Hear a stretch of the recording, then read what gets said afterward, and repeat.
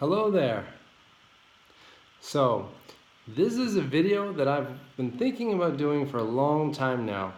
The idea of this video was originally supposed to be a reaction video to the new Ghostbusters 3 trailer, which came out a couple months ago now. But I started thinking about all the similarities between 1989 and this year. And also 1999. We had so many of the same franchises putting out films. We were excited about so many of the same things. And so I think this is going to be a lot bigger than I originally intended. But the two principal films I want to talk about are the new Ghostbusters, Ghostbusters 3, and the new He-Man and the Masters of the Universe, which is set to hit screens in 2021. So, where to start? With the Ghostbusters 3 trailer, I watched a lot of other people's videos about it, and they noticed some things that I didn't. So let's talk about that first. So with the Ghostbusters 3, they're calling it a prequel to the Ghostbusters 1 and 2, but it's also going to be a reboot. So we're kind of stuck with those these days. It's really hard to get a true just sequel to the films that we grew up with, those 80s films, 80s and 90s. So we kind of have to expect these now, that they're not just going to be a sequel, but they're going to be a sequel/reboot. I'm not a fan of the reboots. I can't think of one that I really loved yet. I would rather just see a straight-on sequel, but at least with Ghostbusters 3, it is a sequel. They're not starting from scratch, so that's great. They have a lot of the same people involved. They have some of the same writers. The big actors are going to be back. Dan Aykroyd is involved. The name of the film is going to be Ghostbusters 2020. Okay, they're naming it for the year that it comes out. Is there more to that? Well, if they actually stick with that, who knows if that will actually be the title when it's released in the theaters.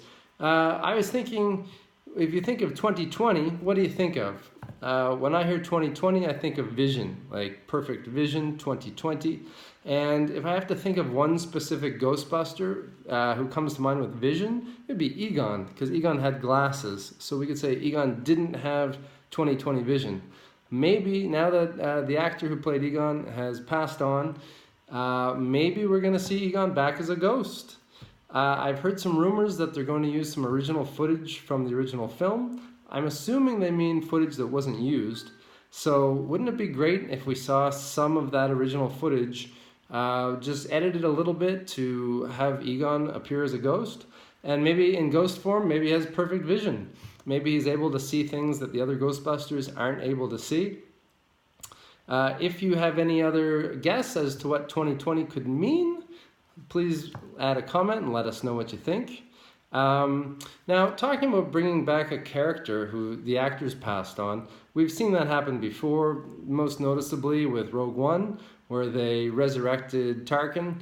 And, I was a big fan of Rogue One for the most part. To me, it really was Star Wars. It really had that Star Wars feel, specifically in that final battle. It was incredible. It was so well done, especially how they interjected that footage from the original film that didn't make it into the original Star Wars. Incredible. Such an amazing battle. Perfect. In my opinion, Rogue One should have been Star Wars Episode 3. All they had to do was include R2-D2 and C-3PO a little bit more, introduce them in that film so that you're ready to follow them in A New Hope, and put their master, Captain Antilles, put him in the film. Make him one of the primary characters in Rogue One, or Episode 3, and, we get to know him, the droid's master, and then at the beginning of A New Hope, you see him, Darth Vader, choke him out. Just bring a little bit more significance to that original scene without ruining it, in my opinion. Let me know what you think. So, going back to Ghostbusters, if we see Egon come back as a ghost, how would you feel about that? Would you be okay with it? Do you think they should leave him out completely? I think at the very least they have to mention him in passing. They have to pay a little bit of tribute to him. We can't act like he never existed. Now, if they were going to bring him back as a ghost, I think he'd have to have a real important significance, because I don't see them being able to do this more than once. That means if they have him back as a ghost, it has to serve a really important purpose in this particular film. So, what could that be? Maybe Egon knows something. Maybe he discovered something before he died. Maybe he killed himself for a specific reason, so he could go to the netherworld, or the I don't know what they call it in Ghostbusters. I haven't followed it in a long time. Maybe he died for a specific purpose. Maybe he discovered something. Maybe he was killed. Maybe he was taken by an evil spirit. Who knows? What would you like to see with Egon? I'd like to see him serve a purpose in this film, and then have his ghost kind of find its happiness at the end of that film, so we don't really have to see Egon's ghost in future films, right? Like tie it up, make him go off to heaven rather than being in limbo. Wrap that up, finish Egon's story. Bill Murray's going to be back. It's incredible. Originally they wanted to have Bill Murray, Bill Murray didn't want to be in another Ghostbusters movie unless he was appearing as a ghost. So who knows? Maybe that will happen too. Maybe we'll see Bill Murray in the flesh at the beginning of the film, and then maybe he'll kick the bucket and come back as a ghost later in the film. How would you feel about that? I think that would be pretty cool. I'd be happy to see it. I can't really imagine that we're going to see both Bill Murray and Peter Venkman, his character, and Egon back as ghosts in the same film. I think that's a bit much. I think we might see one or the other, not both. Now, just to briefly mention the women's Ghostbusters film that came out a couple years ago. So that film, the female Ghostbusters film, it really didn't have anything to do with the original Ghostbusters. It was its own thing. There's a lot of mixed reviews. A lot of people have pretty strong feelings about it.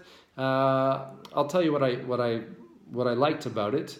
I think the cast was really good. They had a really good cast of really talented actresses who are really funny. Those are some of the funniest female actors, I think, maybe ever. They are really, really good actors. I don't always like the material they do on Saturday Night Live these days. They seem to be really kind of one-sided, and they just keep kind of playing on the same jokes. Saturday Night Live's always kind of been like that. It'll kind of have its up and downs. They have good seasons and bad seasons. I haven't followed it much in a while, besides a few episodes, like Tom Hanks episodes seemed to be really good. A lot of great skits there. So what else about the female Ghostbusters film that I like? They didn't mess up the logo. That's important. Don't mess around with the logo. The logo was great. They modernized it just slightly to give it a little bit of depth. Looked fantastic. The theme song. So they used the same theme song, but they kind of did a modern version of it with a new singer too. I think Macklemore might have been one of the singers on that. And it sounded fine. It sounded great. It had the fun of the original song, sounded good, sounded a little bit more modern. So they didn't mess it up, they didn't kill it, they didn't make it goofy or anything like that, so that's fine. It's a good way to do it.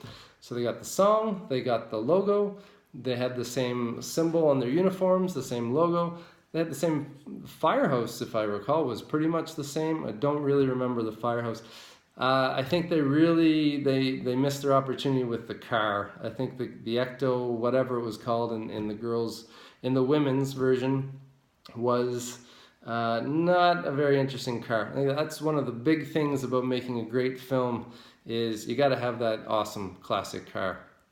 There's not much that tops Ecto 1 from the Ghostbusters 1 and 2 films.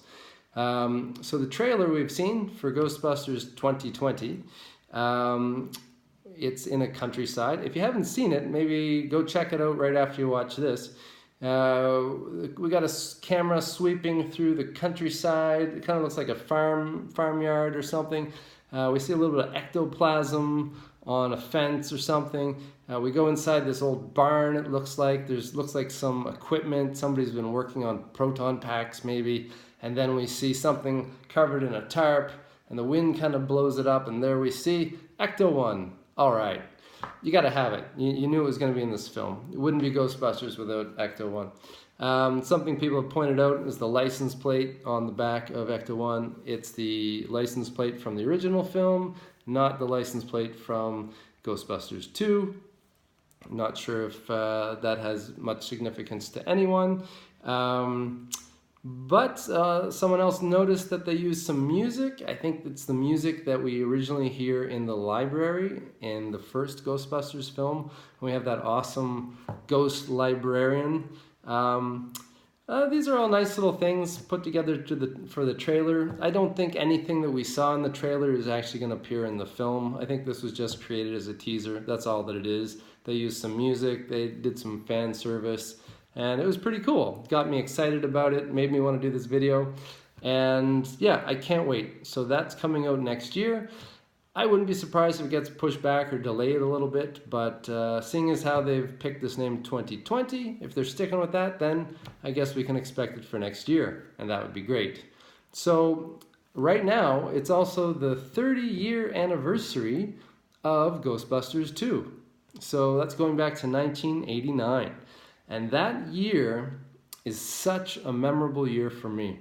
Another reason I wanted to make this video. It's one of the most memorable years for me because it was the year that Batman came out. The original Tim Burton Batman came to the cinema in the summer of 1989. Okay, this was a phenomenon. This wasn't just another superhero movie. Back then, we didn't really have superhero movies. We had the Superman films. I think we had 4 Superman films. The first 2 were amazing. I liked the third one. I grew up watching that one a lot with Richard Pryor. Had some pretty good scenes in that film. Superman 4, it was pretty bad. It was a pretty bad film. After that, I don't remember. There wasn't much. We never got the Spider-Man films we were hoping for back in the 80s. It wasn't until Batman came out, and this was huge. The only Batman we had before that was the Adam West, the old 60s, the 1960s Batman. I used to watch it on weekends, on Saturday or Sunday mornings. And it was great. Most people loved it. You know, we all liked this kind of Batman. They made the movie about it that was pretty hilarious. He can't get rid of the bomb. He doesn't want to throw it because there's some nuns, and then he can't throw it because of the baby ducks. What a nice guy, eh? So when Batman came out, the Tim Burton version, it was insane. It was just, there was never anything like this Batman before that. It was a whole new level of Batman and superheroes. My memory of going to see it, it was my birthday in July of 1989, the summer, so July 30th. And usually, you know, in the summer we weren't in school, so I always had a fun birthday. We grew up on a lake, so we'd be swimming in the lake, playing with friends. And I had a great family that lived next to us, and all their kids were a few years older than me, at least, or more. And they'd always come celebrate my birthday with me. And I remember for my birthday that year, they gave me a card, and I opened it up, and it was like a gift certificate for one free ride in the Batmobile to Gotham City to see Batman the movie. So, yeah, I don't know how old I would have been then. I was about 11. So, as an 11-year-old kid, getting this from my idols, my friends, my neighbors that I loved and looked up to so much, and seeing this, I get to go see Batman. It was the best birthday present you could get. So, I think it was the next day. Julie and Ben, they're the 2 youngest kids, Julie and Ben Marr, they took me and Blair Barton, who lived up the street as well. The 4 of us went into the city to see Batman. Can't remember where we saw it. I think it was at Park Lane Cinema, which is still there. Great cinema. And we're just blown away. Absolutely incredible. They got the symbol right. They got the music right.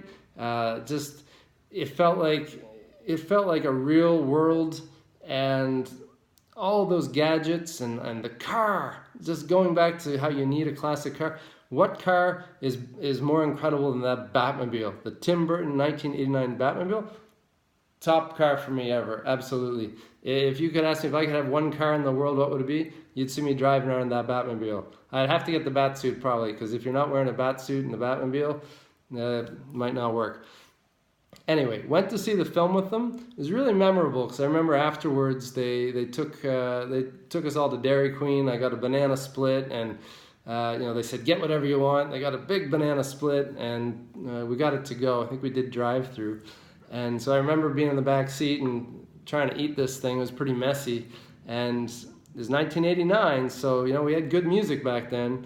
So on the radio, what are we listening to? We're listening to Pour Some Sugar on Me. And they're asking me, hey Simon, because at the time I was a younger kid. They're like, do you know who this is? I was like, of course I know who this is. It's Def Leppard. And they're like, yeah, right on. So great memories of going to see that movie, Batman. It's one of the all-time best, in my opinion. Michael Keaton, perfect. Jack Nicholson, best Joker ever. Love Heath Ledger's Joker, but I'd still have to give it to Jack Nicholson as my favorite. Anyway, I went to see Batman 2 more times. I went with my friend James McLeod and his mom. They took me for my birthday, maybe the next day or the next weekend. We went to Freeman's and had some pizza and then went and saw Batman again.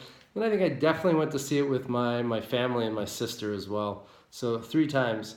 That's the magic number for me. If a film's incredible, I'm going to go see it 3 times. So other films I can remember that I went to see 3 times. Star Wars Episode 1. And I'll tell you why. And I'm going to talk a lot about Episode 1. I didn't go see it 3 times because it was great. I went to see it the second time because I wanted to see if I was seeing it wrong the first time. Like maybe there was something wrong with me. Maybe I was I wasn't in the right mood. Maybe I missed something, right? So I went to see it again, and it was bad.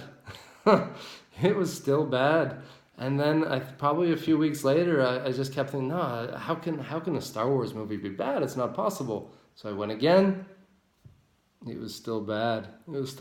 But I think it was worth going to just for that Duel of Fates, the music, Darth Maul. Liam Neeson was pretty great. Worst Jedi ever, but still, Liam Neeson was a great cast as a Jedi. You couldn't really cast anyone better than Liam Neeson to play a Jedi. The young Anakin, he was a little bit whiny, but he was better than the older version we got. Can't really fault him. That was okay. Personally, if I'd written these prequels and I could not have done a better job, I'm not pretending that I could have. Just in my imaginary Star Wars world, I would have started with Anakin a lot older. I would have started with him at the age that we saw him in Episode 3. I would have had him living on Tatooine with Uncle Owen, farming community, and then these recruiting soldiers come to Tatooine, and they're looking to recruit farmers and able men to go fight in the Clone Wars. Uncle Owen doesn't want to go. Anakin and Owen have both fought in wars together in the past, so they're experienced. They're both war heroes. Owen doesn't think they should get involved again. It's not their problem. Anakin thinks that they should go and deal with this threat before it comes to where they are. Anakin's more of a family man who wants to protect his relatives and the people. And he's a war hero, excellent pilot, all that. I'd change the pod racing a little bit. I'd make it more like speeder bike racing. So not so cartoony with the aliens. But maybe they're racing to see who can race closest to a cliff before they turn or go up. Kind of like Tron, I guess. Something like that. And then maybe Obi-Wan hears from these recruiting soldiers about Anakin, this farmer who has this awesome racing ability. So Obi-Wan comes down from the mothership that's orbiting the planet and goes to see what all the hype is about Anakin. And, he kind of suspects that Anakin has powers in the Force. Somehow he tricks Anakin to revealing it. and he convinces him to join them in fighting in the Clone Wars. He goes off with him, and in their spare time, he promises to train him. And maybe even in the same film, I'd have Anakin turn to the dark side at the end of that film. That way, in the second film, Episode 2, we'd have Darth Vader hunting down the remaining Jedi, and then Episode 3, again, I would make that basically the story of Rogue One. Just put R2-D2 and the droids and Captain Antilles in there a little bit more, and feature Alderaan. Why did Alderaan never get featured? Still, we've never seen a film set on Alderaan. It should have been done before A New Hope. I think if you wanted to rewrite the prequels, you could basically just watch the original trilogy and just work backwards. Start with Rogue One or Episode 3. In my mind, this should be the same film. And yeah, it should basically write itself. They're talking about Alderaan and Dantooine. Show those in the film before. You start off with R2-D2 and C-3PO and Master Antilles. Show that in the film before, right? I think that first battle where it's their first defeat, the first time they defeated the Empire in battle, that totally should have been one of the original trilogy films. Absolutely, that's a big part of it. So I won't go on too much about that. I'll probably come back to the prequels. There's so much to say about them. But going back to Ghostbusters a little bit, talking about the women's film. Now, again, the women's film was its own thing. And I heard that one of the actresses was kind of upset when they announced that we're doing a new Ghostbusters that's going back to the original cast. And they're saying, oh, it's like our Ghostbusters just didn't even happen. And I can understand how they would feel that way and be disappointed. But at the same time, their film did the same thing. Their film just kind of acted like the originals never happened. So they're pretty much separate. So I kind of see both sides there. Now there was this idea, or there's this script idea that was circulating. I feel like it was 10 or 15 years ago now, about a new Ghostbusters film that never got made. This is where Bill Murray wanted to be a ghost. Now the idea for this third Ghostbusters film was that there was a portal in a warehouse in the Bronx that goes to hell. Okay? So basically, the premise was this. The Ghostbusters go to check out this portal. They go through, and nothing happens. Okay? Everything is kind of the same. Then when they get back into the city, they realize, nobody speaks the same language. It's back-to-back traffic jams. It's just a horrible situation, a heat wave. So it's basically New York City, right? It's a pretty good idea, playing on that idea that already where they live is kind of like hell, and what's the difference? How would you know if you're in hell or not? So here's my idea.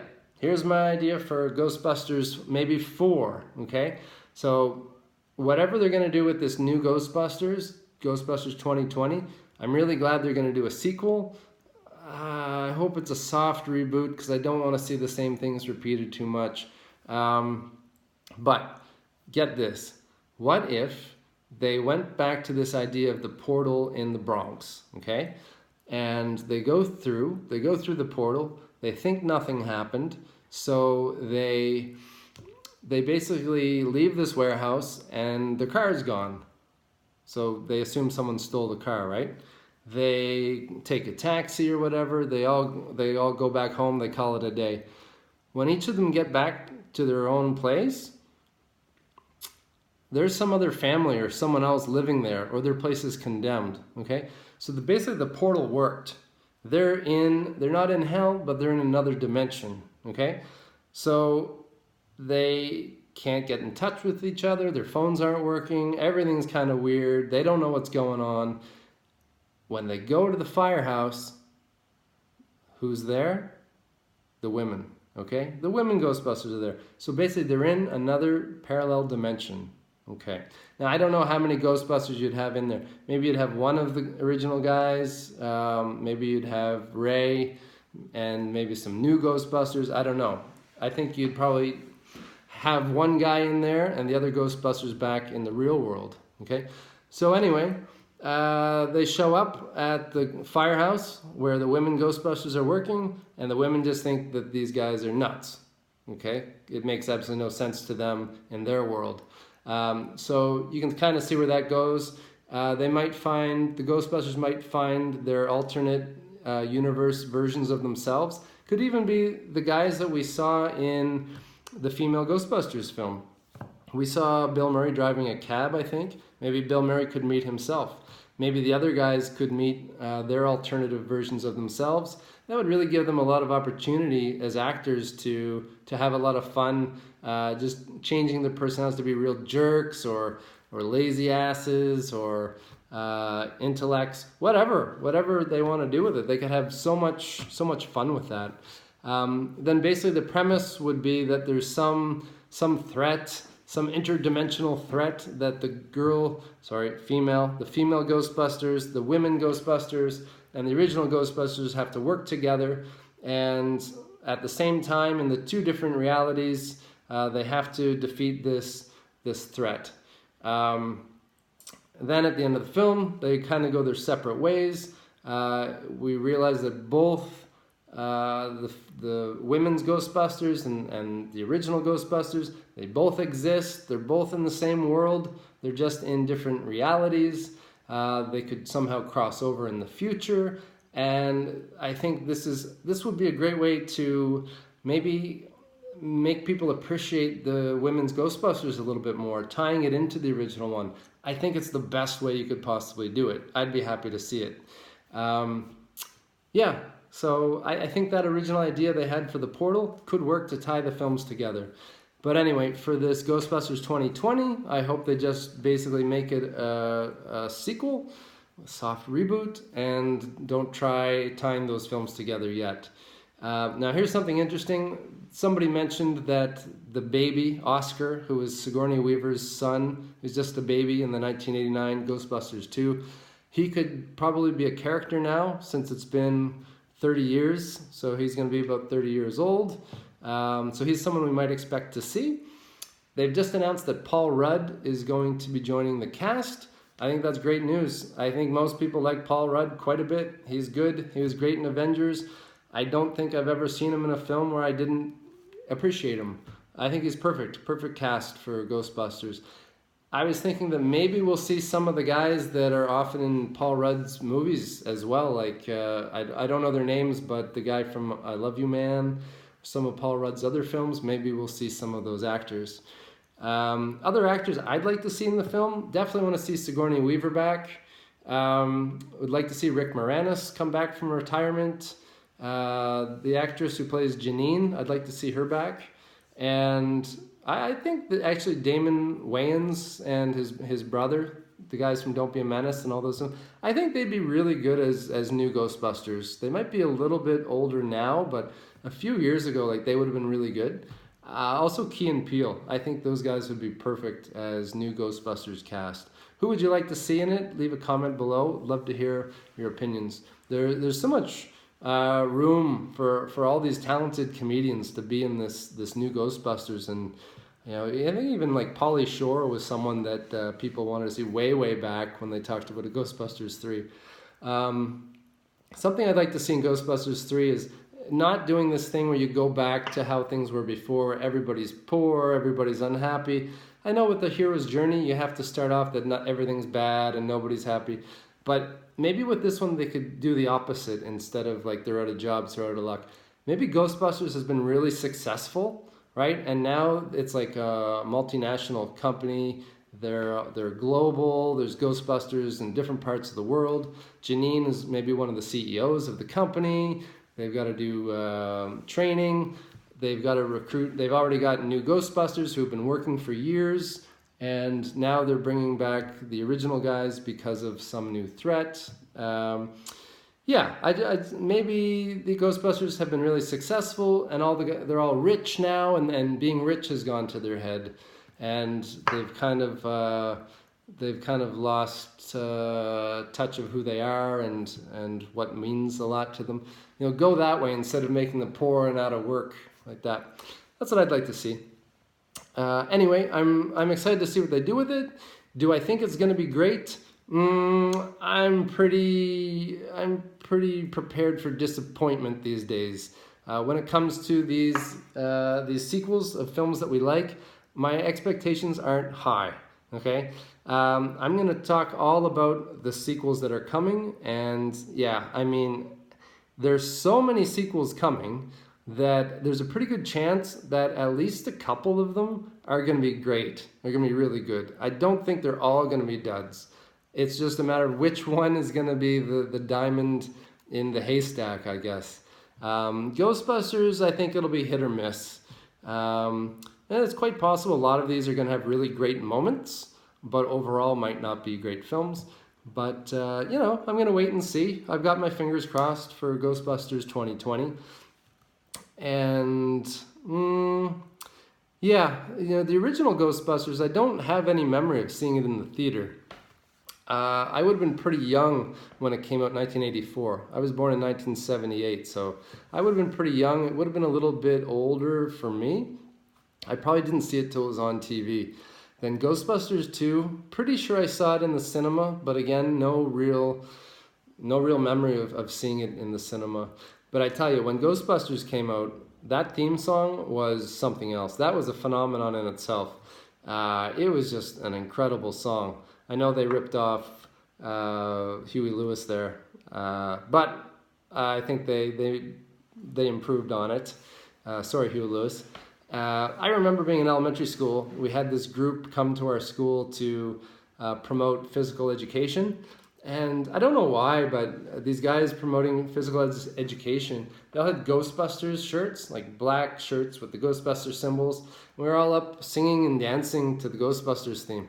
It didn't really have anything to do with physical education other than everyone loved this song and we would just all get up and dance to it, which is great. I think they played it as like their opening and as their closing, so they were really milking that popularity of the Ghostbusters song. And it's still great. It's still awesome. So the new film's definitely got to have that song. They can have someone new singing it or something, but don't mess around with it too much. Keep the symbol the same. It's something I didn't like in Ghostbusters 2. I think at one point they had new uniforms, the black uniforms, which were cool. That was great. They started with the originals, then introduced a new suit. Kind of like the new RoboCop. At one point, he had the original RoboCop costume, then he had a new one. That's a good way to do it. You kind of please everybody that way. But in Ghostbusters 2, they had that patch with the 2 symbol, and I think on the firehouse they changed it to the 2. I think that was a mistake. It just doesn't really make a lot of sense to change your logo because it's a second film, right? Just keep the logo the same. So I'd like to see them maybe go back to the original Ghostbusters logo. I definitely don't want to see them with a patch that's like Ghostbusters 3 on their shoulder or on the firehouse. Definitely got to bring Ecto-1 back, but probably also introduce some new vehicle, like kind of like how we saw that modernized Batmobile in the Christopher Nolan Dark Knight series, which is awesome. It's not as classic as the Batmobile from 1989 from those 2 films, but it was cool to see something bigger and more modern. So I hope Ghostbusters 2020 has something new as well as Ecto-1. Now maybe it would be cool to see Ecto-1 get slimed, and actually develop its own personality, kind of like Herbie the Love Bug. I always thought Ecto-1 was so cool, but they could have developed it a little bit more as its own personality. I felt like the Batmobile almost had its own personality, and there are other cars that definitely do, but Ecto-1 could have been developed a little bit more. So that's something they could do, is slime it or somehow give it more personality. I heard there's going to be a new character called Roller Granny in Ghostbusters 2020. And someone suggested this could be like the librarian ghost. So we might see a scene that starts off at a roller derby or something that gets haunted. And that's an awesome idea to me. That's perfect for Ghostbusters. Imagine a bunch of teens at a disco roller skating derby. And then you have all these roller ghosts and a roller granny. Sounds awesome. Sounds perfect for Ghostbusters. Short little scenes like that, like people love that stuff. You just use use a ghost you create for one scene, and it's memorable forever, right? So that sounds good to me. I'm excited for little things like that. Definitely want to see Janine back. Want to see Rick Moranis back. Want to see Ernie Hudson back as Winston. Winston was great. Loved him in the movies. Loved him in the cartoons. I always feel bad that he always kind of gets left out of the posters, and I think that's because the other actors were kind of more well-known actors. They were well-known comedians, and I think they brought Ernie on as like the straight guy, so that he could kind of experience this, and you kind of follow him through becoming a Ghostbuster. But he's great. I mean, I think everyone loves Winston, so it'd be good to see him back. I'd be really disappointed if he wasn't there. So those are most of my thoughts about Ghostbusters 2020. So maybe now I'll turn over to the film I'm most excited about. It's the Masters, this guy, He-Man, Masters of the Universe 2021. Okay, so this is a film they've been trying to get made for it feels like a decade or more. He-Man and the Masters of the Universe. It was originally scheduled for 2019, this year, and now it's been pushed back to 2021. It's going to be directed by the Nee brothers, Adam Nee and his brother. Sorry, I forget what his brother's name is. But yeah, I haven't seen anything they've done. I really have no idea how this is going to go. I've got my fingers crossed. I'm optimistic. I'm happy, and I'm quite well aware that I could be extremely disappointed by this film, or it could be awesome. It could be the Masters of the Universe that we've all wanted. I feel like they're going to do some things to modernize it that it's just going to be goofy or lame, but I gotta wait and see.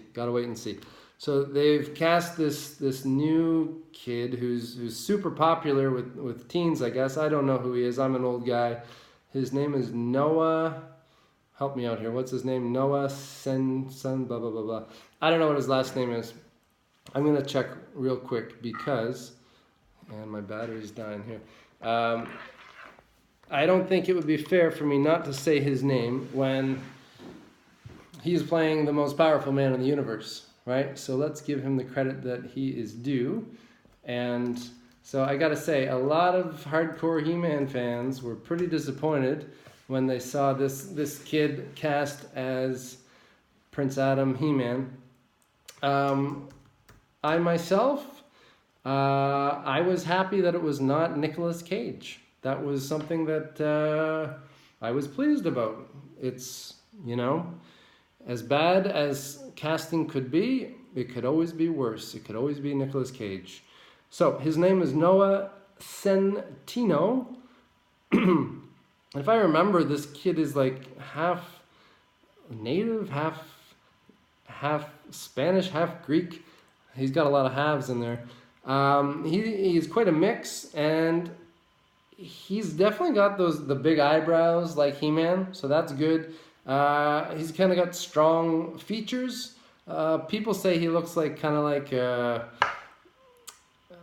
just like a smiley, wimpy little teen. He's not a big macho guy that people are expecting for him. But I mean, it's a film, right? Like, obviously he had to try out for this. Obviously he had to audition. Yeah, he had to impress people.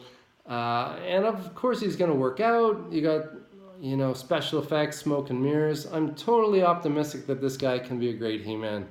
If Heath Ledger can be a great Joker, and he was so good, then Noah Centineo can be an amazing He-Man. No problem for me there. He looks like, he looks like a Prince Adam to me. I don't think there's any problem with that. They might keep him dark. I'm guessing they're going to lighten his hair.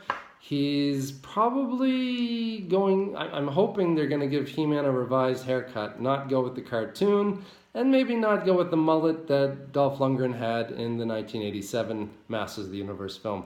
Dolph Lundgren was great. I was thinking back about it, and as stiff as you might say his performance was, English wasn't his first language. I don't think you couldn't have cast a better He-Man at that time. Who was there that you could cast besides maybe Arnold Schwarzenegger? Who could you cast as He-Man that was more perfect than Dolph Lundgren? He had, the blonde hair. He was huge. He just done the Rocky IV film. He was great. He was great as He-Man. Unfortunately, he says it's one of the films that he most regrets or didn't enjoy.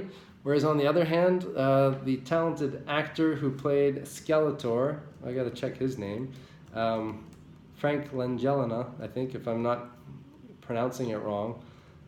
He, on the other hand, loved playing Skeletor. A lot of the lines that Skeletor spoke in the 1987 version were lines that Frank Langella came up with himself, and they were incredible. I really like the costumes for Skeletor. The He-Man costume was so-so. The Man-at-Arms, not so good. Teela, but the Skeletor was pretty cool. The mask is kind of outdated now. It's pretty obvious it's a mask. I think they could do amazing things now with really good CG. And I'd like to see them go with the yellow, make it a little bit more of a mix between the film and the original animation and the mini cartoon comics. Really excited to see how they portray Skeletor. Us He-Man fans are kind of expecting that Skeletor is going to be the next person to be announced as cast. We've done some casting polls on Twitter, and last year we did it, and this year again. The fan favorite has been, you remember him from the Green Goblin. He was the Green Goblin in the Spider-Man films, and he was in, I was going to say Slumdog Millionaires. I'm talking about the...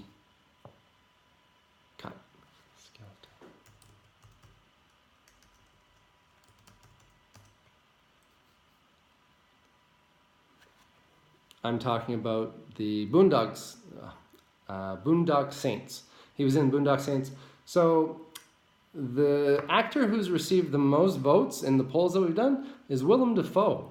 What do you think about Willem Dafoe as the new Skeletor?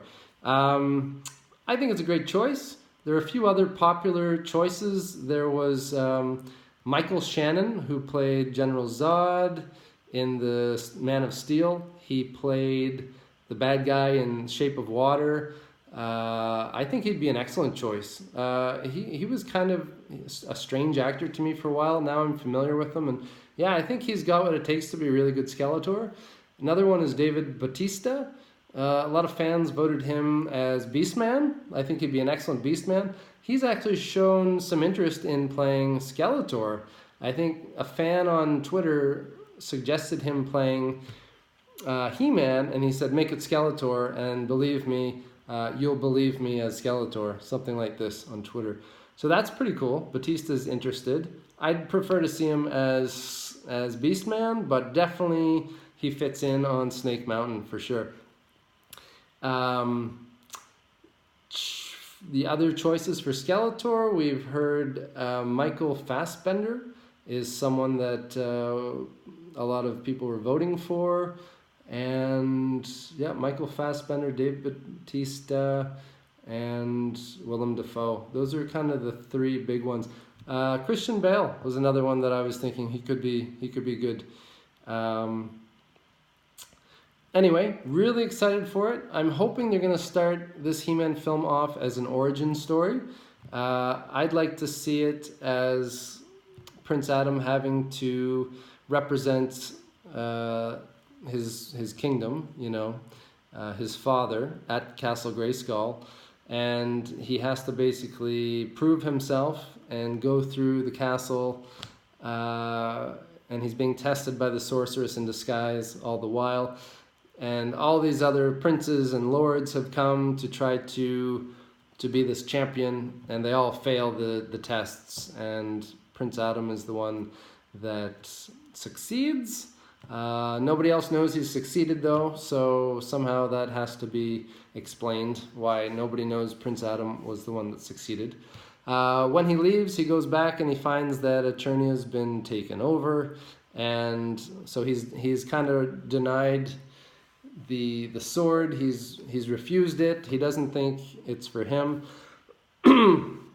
He goes back to Eternia, and he sees that his castle has, the palace has been taken over by warlords or Skeletor's minions.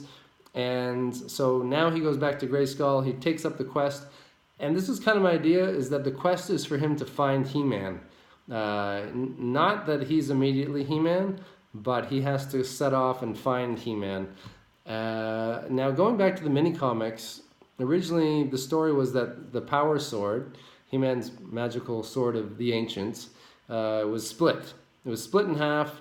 I think one half went to the highest point in Eternia, and the other went to the bottom of the sea. So you could have Prince Adam, maybe somehow as He-Man, but not at his full power, is trying to find these two halves of the swords. So he has to go maybe to Avion, the land of the bird people, to find one half. And then he has to go to the bottom of the sea, fighting Merman to get the other half. When he finally gets it, maybe he has to go over the Mystic Wall and into the Dark Hemisphere and confront Skeletor's man. At this point, he's never heard of Skeletor before. Skeletor has been hidden behind this Mystic Wall for 20 years. And this new He-Man he's too cocky, he's too confident. And the first time he encounters Skeletor, he gets his butt kicked, basically. He underestimates Skeletor, and eventually he ends up losing the Power Sword, right? So he's basically failed, and without the Power Sword, he can never change back to Prince Adam, and his power is slowly deteriorating, right? So him with his friends, probably Tila and Ram Man, Orko, Cringer, maybe Stratos, they have to go to Snake Mountain to get the sword, kind of like Dorothy and her friends going to the witch's castle to get the broomstick and then bring it back. And have it all end with Skeletor and his minions all forcing themselves on Castle Grayskull, which is where you see this final battle. So if the movie went something like this for the plot line, I think it kind of writes itself. I'd be very happy with this. Definitely need to see some monsters, some little people, maybe the widgets. Like to see a giant in here somewhere. Most Masters of the Universe episodes, there was always some type of ancient object that released a demon or something evil. So it'd be cool if they included that. I definitely think the MacGuffin, the magical object that the heroes need to find, should be the He-Man's Power Sword in this film. And then after this, He-Man's got the Power Sword, so in future films, you're going to have a different MacGuffin, a different magical object to try to get. So I'm really excited about it, you can tell.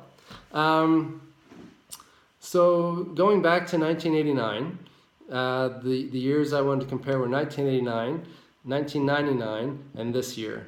So going back to 1989, we had the Ghostbusters 2, which was set at Christmas. If you didn't realize that, I recommend it. It's really good as a Christmas film. I think it's actually set between Christmas and New Year's Eve. So that week, I call that the void. It's like between years. Ghostbusters 2 is a great film to watch between Christmas and New Year's Eve. So 1989, we had Ghostbusters 2. We had Batman, the huge phenomenon. And we had Indiana Jones and the Last Crusade. I mean, how amazing is that? You get Batman, Ghostbusters, and Indiana Jones all in the same year. What a year that was. So part of the reason it's so memorable for me is that I went to London that year with my family in September. So after my birthday, after I'd seen Batman 3 times, we went to London on a family trip. My father's from Ireland, so we have a lot of relatives in England and Ireland. And I went there several times growing up, but I hadn't been there for a few years. We went to London, and my memory of London was just... If you can imagine going to London and seeing London paraphernalia, London postcards, London boxer shorts, London t-shirts, imagine that, except everything, it's not London, it's Batman. Everything was Batman. I have this memory of Piccadilly Circus having this giant bat symbol, but I might be thinking of the Cult's video for Edie fantastic song. And there in the video they feature the big bat symbol, and that was actually in Manhattan, I believe. But London at that time, I was 11 years old, or just turned 12, can't remember. And I remember I bought these, this is funny.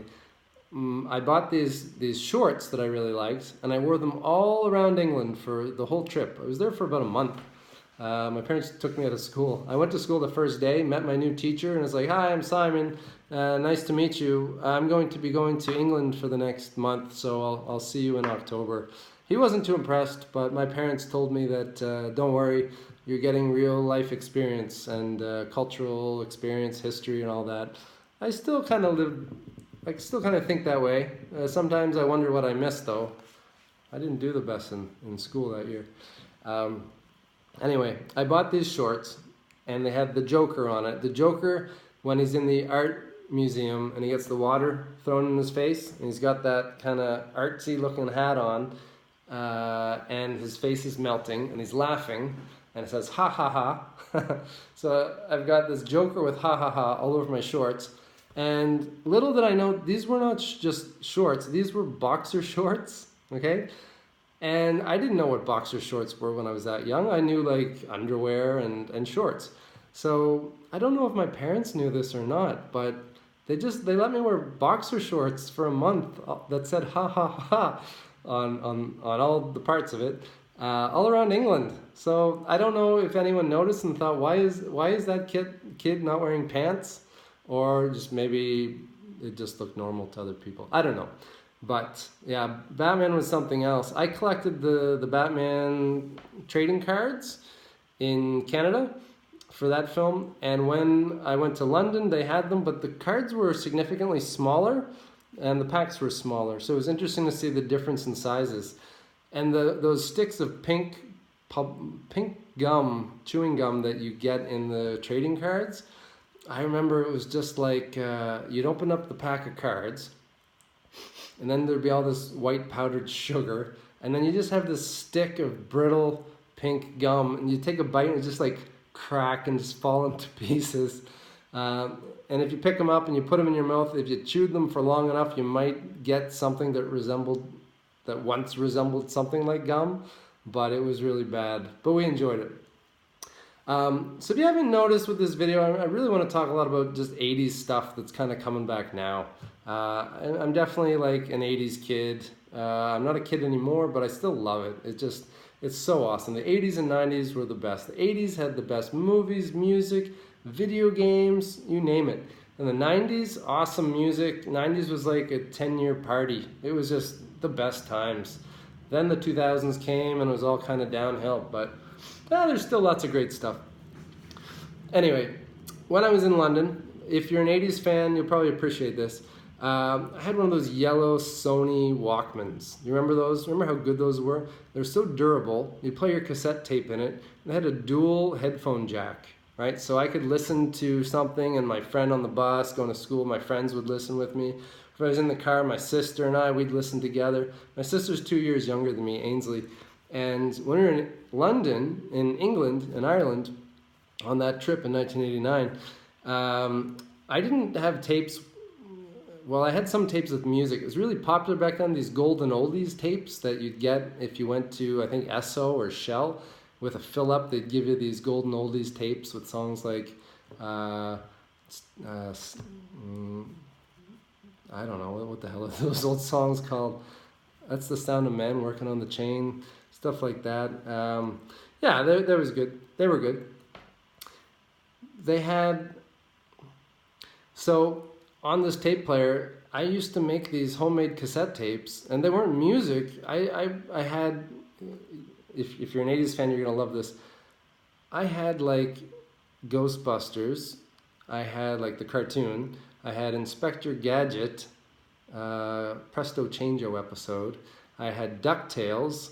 And we listened to Pee-wee's Big Adventure, and you know, these movies like Pee-wee's Big Adventure, they had so many great quotes, they had so much great music that they were awesome to listen to as a kid on a long drive in your car. We'd recite it, we knew all the words, we knew the quotes, we loved the music. It was really fun. You didn't have to only watch the movie, you could listen to the movie and recite it in the comfort of your own family car. After 1989, we got one of the best films of that time, the Teenage Mutant Ninja Turtles movie. Incredible. They did it so well. And that was another film I had on one of my cassette tapes, and we'd listen in the car and had great music, had great sound effects, had great quotes. So much fun. So much fun. So as far as Teenage Mutant Ninja Turtles, we had the second one, Secret of the Ooze. I really liked it. It wasn't as good as the first, but it was pretty good.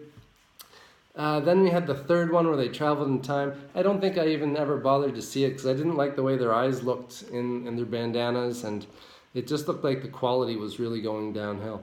Since then, I think there have been the new Michael Bay films, and I can't get into the design of them. I can't get into the CG. Those old, the old Teenage Mutant Ninja Turtle films were so good with the suits, the animatronics, the puppeteering, and the people inside the suits. They looked so real. They couldn't have done it much better than that. And I don't know what the status is. I think there's some more Ninja Turtle films coming. I hope that they go back to those live action with the suits and the animatronics. It's incredible.